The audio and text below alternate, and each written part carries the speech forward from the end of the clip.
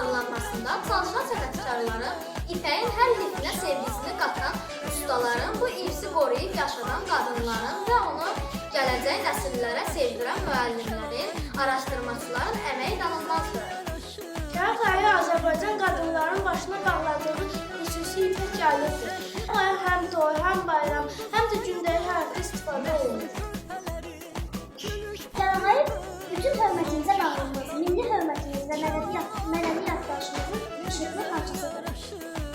2014-cü ildə UNESCO tərəfindən qeyri-maddi mədəni irs kimi tanınması isə Kəlağayının artıq yalnız mədəni sərvət deyil, həm də dünya tərəfindən qəbul olunan bəşəri dəyər olduğunu göstərdi.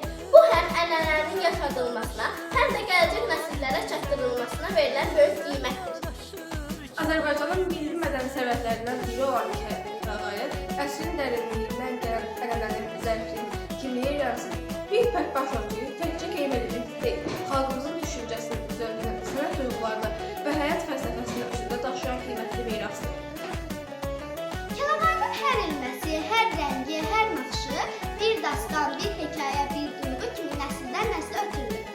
Qarabağın İpəkçilik Məktəbinin nəfəsi, şəkil ustalarının zərgər dəqiqliyi, estetik zövqü bu incə parçada canlanır.